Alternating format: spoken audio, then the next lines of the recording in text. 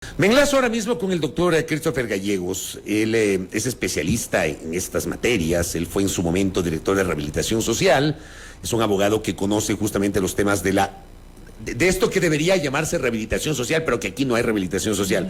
¿Cómo le va, doctor? Bienvenido, buenos días. Hola Fabricio, buenos días Belkis, un saludo cordial para toda la audiencia. Bienvenido. Gracias, mi doctor. A ver, yo acabo de tomarme el tiempo para leer este balance del día de ayer, pero no nos perdamos y enfoquémonos en lo del viernes, porque mucho de esto fue encontrado el viernes en el tumbado, en el cielo raso de unas oficinas administrativas. Y claro, aquí lo primero que uno se le viene a la cabeza es la complicidad de malos servidores del sistema penitenciario en maridaje con los líderes de las bandas criminales. ¿Cómo lo analiza usted, doctor? Mire, Fabricio, en efecto, yo creo que lo sucedido el día viernes, los hallazgos que surgen de este tipo de intervenciones en los hechos de privación de libertad, denotan definitivamente que la delincuencia organizada, el crimen organizado, ha tomado el control absoluto del sistema penitenciario. Y cuando digo ha tomado el control absoluto, me refiero incluso al manejo y a la administración de las instalaciones del servicio penitenciario. Cuando he denunciado en varias ocasiones este tipo de acontecimientos, se ponía en tela de duda realmente si es que existía o no la participación directa de miembros del SNAI, de miembros de la Policía Nacional e incluso de miembros de las Fuerzas Armadas. Recordará un episodio en el que en pleno estado de excepción un militar ingresaba 400 municiones del centro de privación de la Tacunga. Y entonces esto de alguna forma nos confirma, Fabricio, que todo lo que se ha venido denunciando definitivamente es cierto. Cuando el crimen organizado toma el control por completo, doblega al Estado y empieza a administrar los espacios, esto es lo que sucede. No es que existía una mera sospecha de que existe complicidad o, si se quiere, existe vinculación por parte de funcionarios del Estado con los grupos criminales. De ser un tema absolutamente confirmado, porque no había otra forma de explicar el ingreso de armas, sobre todo de armas como las que han encontrado en estas requisas, de largo alcance, armas grandes, armas complicadas que no caben obviamente en la humanidad de una persona. Y claro, Fabricio, de alguna forma decepciona este tema porque esto confirma de alguna forma ese Estado que yo siempre digo es un Estado fallido, un Estado que de alguna forma no ha podido hacerle frente al problema y que nos muestra y nos confirma que incluso sus propias instalaciones han sido absolutamente permeadas por el crimen organizado. Y eso es tremendamente preocupante porque eso nos muestra el nulo control por parte del gobierno central en materia de rehabilitación social. No tienen una política clara, nunca la tuvieron, no tienen una guía de orientación, no hay un modelo de gestión penitenciaria. Y cuando usted abandona a la población carcelaria a su suerte, sucede esto. La población carcelaria se liga con empresas criminales y empieza a estructurar una serie de empresas criminales que en definitiva lo que hace es, de alguna forma, ampliar e incluso cooptar los propios espacios y al personal del Servicio de Rehabilitación Social, de la Policía Nacional y de las Fuerzas Armadas para que terminen reclutados todos estos trabajando para las empresas criminales o para el crimen organizado. Entonces eso es una radiografía clarísima, Fabricio, de lo que hemos venido denunciando y de lo que penosamente se va confirmando cada vez que existen intervenciones en los centros penitenciarios. Ahora bien, doctor, buenos días. Sobre la base de este diagnóstico, ¿qué esperanza de cambio puede tener este país respecto de esta realidad si decimos que el crimen organizado ha tomado el control absoluto del sistema penitenciario? Es cierto, durante este gobierno, el anterior, ha habido un nulo control en este sentido, pero de aquí en adelante, con proyección a futuro, ¿qué expectativa de cambio se puede tener? Mire, Belkis, buenos días. No solo es que ha existido un nulo control por parte del Estado, del gobierno, de las agencias de seguridad sobre el sistema carcelario. No ha existido realmente política de rehabilitación o de resocialización como tal. Si usted recluta 40,000 personas, aglutina 40,000 personas en una cárcel, no las puede dejar abandonadas. Tiene que generar cuando menos algo que se llama terapia ocupacional. Es decir, el privado de la libertad debe estar ocupado cuando menos un 90% de su tiempo en actividades positivas, en la jornada ordinaria o normal, como la conocemos afuera, de 8 a 5 de la tarde. Pero esto no sucede. no hay política. Desde el año 2018, en el que penosamente María Paula Romo se equivoca y decide policializar el sistema de rehabilitación social, entrega precisamente a la Policía Nacional una tarea que no es compatible con sus conocimientos, con sus aptitudes. Y entonces la Policía Nacional lo que hace es de alguna forma tratar de brindar únicamente tareas de seguridad, pero no se enfoca en la terapia ocupacional del preso. Recuérdenos, en reconducir. Doctor, perdón que le interrumpa, recuérdenos ese contexto. Ya, ¿cómo era antes y en qué momento se decide, como usted señala, policializar el sistema penitenciario del país? Explíquenos eso, por favor. A ver, Fabricio, mire, el descalabro del sistema carcelario empieza básicamente en el año 2016, a finales de 2016, cuando regenta el Ministerio de Justicia, Derechos Humanos y Cultos la ministra Rosana Alvarado. ¿Sí? ¿Qué pasa con Rosana Alvarado? Rosana Alvarado de alguna forma bota a la basura el modelo de gestión penitenciaria que se había construido entre los años 2011 y 2014, precisamente con observación internacional, con experiencia internacional, y sobre todo con base en las necesidades del sistema carcelario ecuatoriano. Es decir, era la primera vez que se construía un modelo para precisamente solventar las necesidades de nuestra propia realidad. Me parece que es 2017 cuando la doctora Alvarado asume el Ministerio de Justicia ya en el gobierno del presidente Moreno. Sí, en el gobierno del presidente Moreno. Sí, 2017, así es. Así es. Bueno, ella decide desaparecer el modelo de gestión penitenciaria y de ahí en adelante el ministerio camina hacia un norte, no hay política pública. El modelo de gestión, Fabricio, entiéndase, es la guía de orientación que lleva adelante un ministerio precisamente para alcanzar determinados fines, determinados objetivos. Si usted no tiene trazada la línea de hacia dónde quiere caminar, obviamente no puede trazarse un objetivo pleno como tal. En el 2018, María Paula Romo, recuerdo claramente por el mes de octubre, noviembre puede ser esto, conversa conmigo y me dice que en definitiva el problema de las cárceles es un problema netamente de seguridad y que ella ha decidido de alguna forma policializar el sistema penitenciario. Y aunque no lo dijo en esos términos, eso fue lo que terminó haciendo. A mí personalmente me dijo pues que básicamente lo que quería era gente vinculada con seguridad, gente vinculada con la Policía Nacional, para que se involucren en el fenómeno del tratamiento del sistema carcelario. Yo hube de decirle en ese momento que esta decisión era un error, que acá necesitábamos criminólogos, necesitábamos sociólogos, necesitábamos psicólogos, gente que genere actividad ocupacional, terapia ocupacional para el preso. Pero sin embargo, mi consejo no fue escuchado y ahí tenemos evidentemente las consecuencias. Hemos puesto a regentar al sistema carcelario desde el 2018 prácticamente a las agencias de seguridad. Y fíjese usted cómo nos ha ido. Coincidencialmente, desde que tenemos a la policía regentando las cárceles, sea a través de coroneles o de generales de servicio activo o pasivo, como ya ha pasado, tenemos registrados las peores masacres y los peores índices de descontrol del sistema penitenciario. Esto no puede ser una coincidencia, Fabricio. El problema es que acá está regentando la política de rehabilitación social un ente que evidentemente no está capacitado para el efecto. La policía tiene otro tipo de conocimientos, otro tipo de capacidades y claro, de la mano de esa insuficiencia de conocimientos y aptitudes, el crimen organizado ha logrado tomarse como tal el sistema penitenciario. Y ahí yo quisiera insistir un poco en la pregunta anterior que planteaba, doctor, porque claro, usted hacía referencia a esta necesidad de una verdadera rehabilitación, de programas, no sé, de capacitación y demás a los internos, pero amerita una solución, y se ha dicho en reiteradas ocasiones, un tanto más profundas y estructurales respecto del sistema como tal. Mire, Belkis, lo necesario en este momento es crear un nuevo modelo de gestión. Si usted no tiene una guía de conducción institucional, entonces usted no sabe a dónde ir. Si nosotros tenemos como mandato constitucional que el sistema de rehabilitación sirve para resocializar a la persona, pues bueno, nos guste o no nos guste, tenemos que trabajar en política de resocialización, porque eso manda la Constitución de la República. Belkis, hay que entender algo que es tremendamente importante. Usted no puede retomar el control del sistema carcelario si no tiene una visión de qué es el sistema carcelario. En nuestro país el sistema carcelario está enfocado y está concebido precisamente para rehabilitar a las personas privadas de la libertad.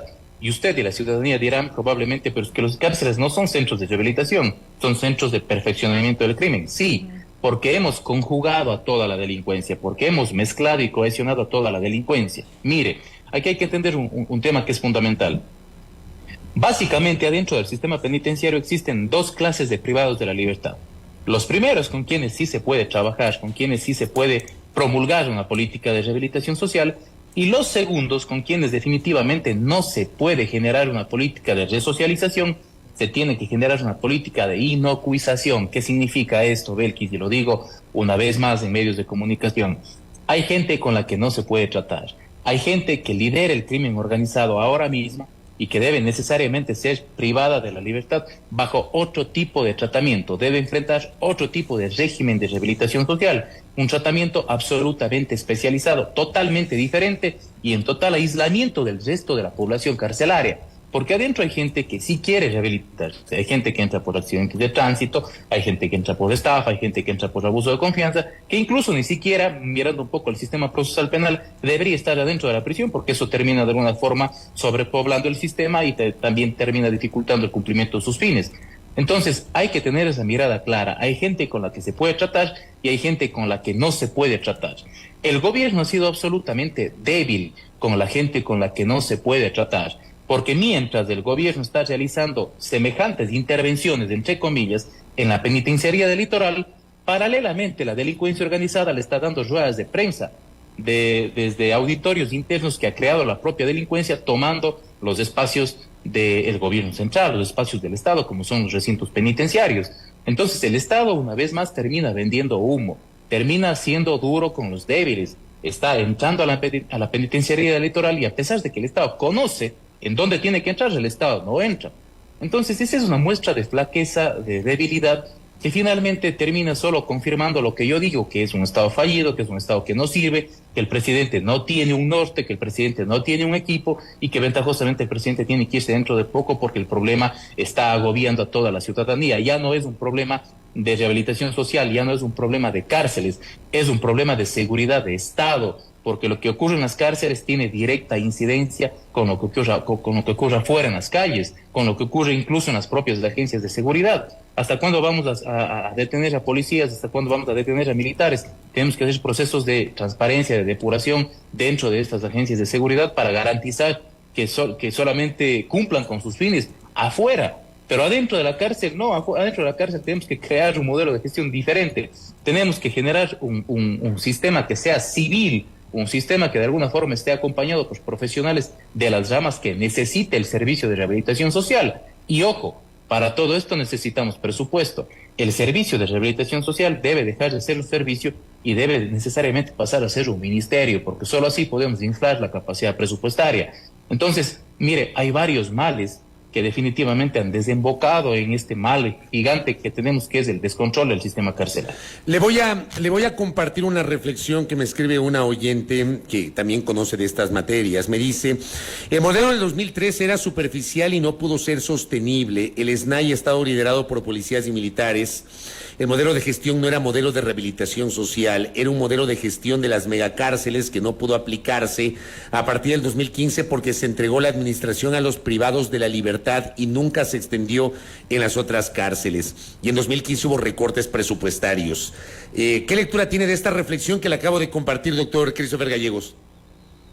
Mire, yo le agradezco realmente la reflexión, pero es absolutamente equivocada. Yo no sé quién la hizo, pero sería bueno que lea el modelo de gestión penitenciaria. Primero, el modelo de gestión no es un modelo específicamente para las megacárceles, es decir, para las cárceles regionales.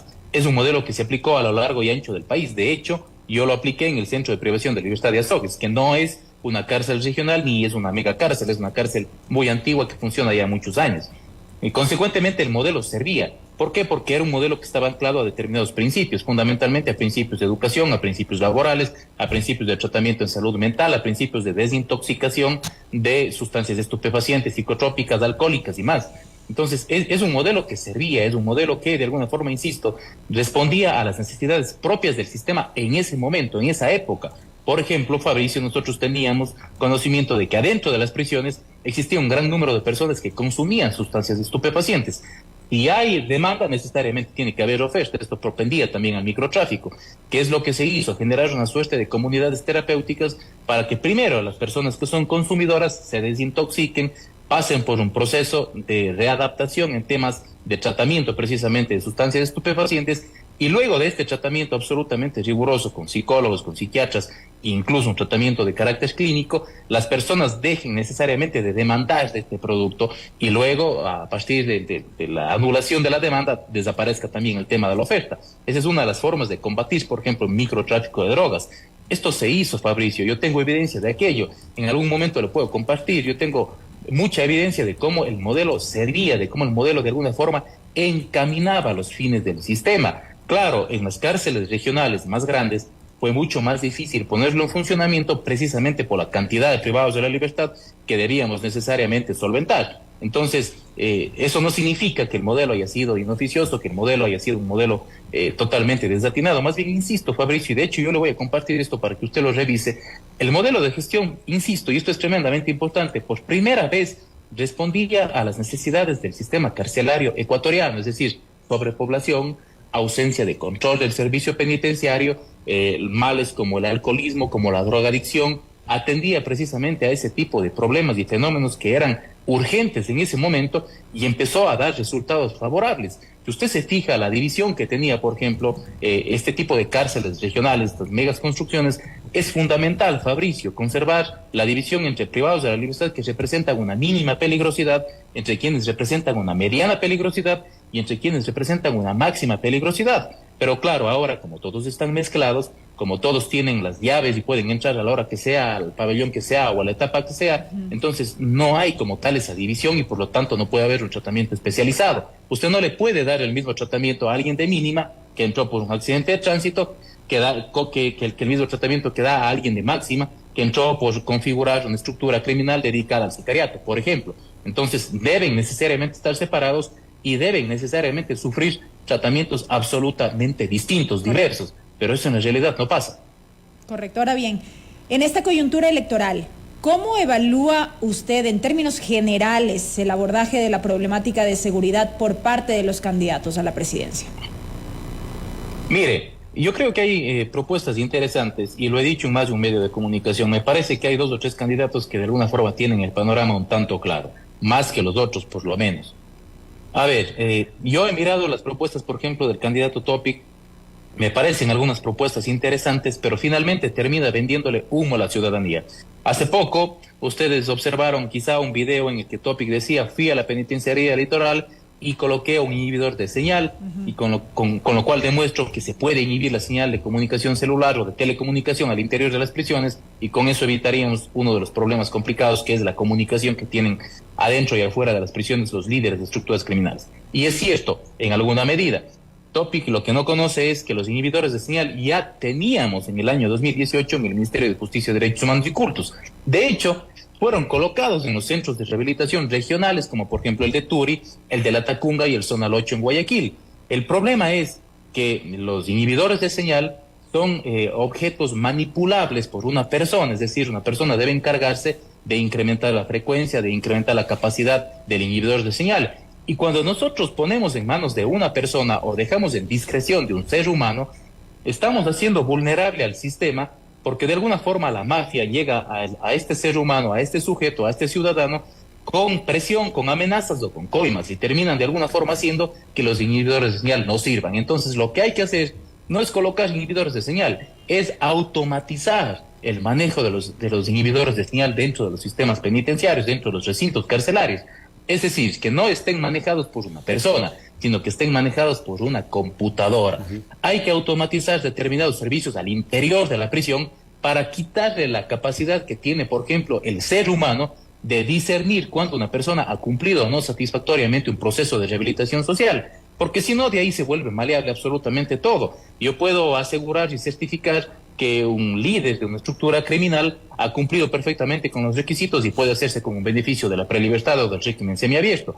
Entonces, mientras el ser humano tenga la discreción de algunas cosas que se pueden automatizar en pleno siglo XXI, aprovechando la tecnología y la digitalización, estamos complicados porque la mafia o el crimen organizado va a poder llegar a ese ser humano y va a turbar precisamente esto. Entonces, mire, hay propuestas como la de Topic, que insisto, en principio se muestran buenas, pero en el fondo no son tan buenas porque ya hemos experimentado. Hemos colocado inhibidores de señal y sin embargo la señal se inhibe de 8 a 5 de la tarde cuando hay control del sistema administrativo, del centro carcelario, pero luego cuando los funcionarios se van, cuando el director de la cárcel sale del recinto penitenciario, existe nulo control y la señal de inhibición disminuye por completo. Entonces, mientras tengamos este tipo de problemas, pues bueno, la solución que propone Topic no es una solución del todo correcta.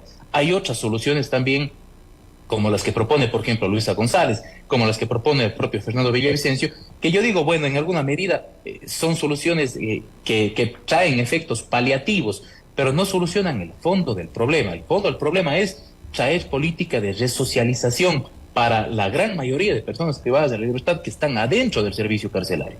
Esa es la solución definitiva, Belkis, y hay que trabajar en la construcción de un modelo que responda a ese tipo de necesidades. Una última cosa, hablando justamente del hallazgo del viernes, que créame, yo no salgo de mi asombro de lo que se mostró el día viernes, de todas estas armas ocultas en el cielo raso de una dependencia administrativa, porque ya no hablamos de los pabellones, sino de una dependencia administrativa. ¿Qué pasa, por ejemplo, con la policía que cuida el primer filtro o las Fuerzas Armadas que cuida el perímetro? Porque me imagino yo que esto también está sujeto a controles. ¿Qué pasa con eso, doctor Gallegos? Mire, el problema es que como hemos policializado el servicio de rehabilitación social, no puede haber un control sobre la Policía Nacional y menos sobre lo que la Policía Nacional hace al interior de las prisiones. Es decir, ellos no pueden ser juez y parte de sí mismos, ¿me entiende, Fabricio? ¿Por qué? Porque ellos tienen espíritu de cuerpo, porque si un policía de alguna forma deja ingresar sustancias estupefacientes, deja ingresar objetos prohibidos como teléfonos celulares, incluso hasta armas de fuego, la propia policía no se va a arriesgar, no va de alguna forma a comprometer este principio que ellos tienen, este principio de la buena imagen institucional como tal. Entonces, es tremendamente importante, yo por eso decía, para recuperar el tema de seguridad, incluso hacer consultoría internacional. Nosotros mismos no estamos ya en capacidad de ser juez y parte. Se ha demostrado que las agencias de seguridad, tanto las Fuerzas Armadas como la Policía Nacional, han sido permeadas por la narcodelictividad, por el crimen organizado. De ahí en adelante, Fabricio, penosamente hay que decirlo, no son confiables. De que hay buenos elementos, por supuesto que hay buenos elementos, pero los malos elementos terminan contaminando y sobre todo comprometiendo el funcionamiento y la estructura de estas agencias de seguridad. Y eso penosamente termina irradiando efectos al servicio carcelario, que insisto, antes era civil y ahora es prácticamente policial. Entonces, Fabricio, lo que hay que hacer básicamente es contratar consultoría internacional, generar procesos internacionales que nos permitan depurar las filas de las agencias de seguridad y así depuramos también el servicio carcelario y de ahí en más, en cuanto a cárceles, construir un modelo de gestión que ahora mismo responda a nuestras necesidades, que obviamente ya no son las del año 2011, las del año 2013, que son necesidades absolutamente diferentes, pero que nos permite, incluso en materia de infraestructura, construir espacios apropiados para generar política de resocialización con quienes sí se puede trabajar en rehabilitación social y construir infraestructuras o mega infraestructuras, si se quiere, con otras personas con las que definitivamente no se puede rehabilitar, pero sí se puede controlar. El Estado debe necesariamente asumir este rol dual. Hay personas sobre las que debe marcar un control diferente y hay personas sobre las que debe marcar un proceso de resocialización absolutamente distinto. Hay gente que quiere rehabilitarse en las cárceles y hay gente que quiere rehabilitarse. El problema es que no hay rehabilitación social, Fabricio. Y como no hay rehabilitación social, pues claro, la gran mayoría de privados de la libertad terminan de alguna forma inclinándose por este tipo de ofertas que brinda el crimen organizado como tal. Entonces, Fabricio, a manera de conclusión, quiero decir algo que es tremendamente importante. Yo creo que más allá de cuál sea la tendencia ideológica del presidente que llegue en las próximas elecciones a Carondelet, yo creo que el presidente debe rodearse de expertos. Lo primero que se tiene que hacer es construir un comité multidisciplinario en donde de alguna forma podamos diagnosticar la dimensión y el tamaño del problema, Fabricio, porque fíjese que no terminamos de entender lo que sucede. Usted decía hace poco, resulta increíble que en las instalaciones administrativas de los centros carcelarios se encuentren este tipo de cosas. Y yo le digo algo que es todavía más asombroso. Hace poco tiempo, recordará usted, Diego Ordóñez, secretario de Seguridad, de alguna forma confesaba haber conversado con gente vinculada con el narcotráfico que murió precisamente en el contexto de una de las masacres adentro de las prisiones. Entonces, este gobierno no ha sabido manejar los hilos. Una cosa es tener inteligencia con el crimen organizado, es decir, cercanía por parte del Estado, con el crimen organizado, precisamente con fines de control, y otra cosa es tener lo que tenía el gobierno de Lazo, un pacto, una cercanía para dejarles delinquir, para dejarles crecer, para dejarles consolidarse. Eso es lo que ha sucedido, Fabricio, penosamente. Y en esto está metido no solo Diego Ordóñez, está metido el ministro del Interior, un montón de gente que, insisto, están haciendo requisas magníficas en la penitenciaría litoral, en donde no hay ningún capo, en donde no hay ningún líder, y paralelamente les están dando ruedas de prensa y les están demostrando la flaqueza del Estado. Entonces yo creo que esto no puede pasar nunca más. No puede haber funcionarios que pacten con el crimen organizado, que pacten con la narcodelictividad, como sí lo han pactado en este gobierno, Fabricio, y eso ha quedado absolutamente evidenciado. Doctor Gallegos, gracias por el tiempo y por sus aportes, muy amable. Gracias. Gracias, Fabricio. Buen día, Abel.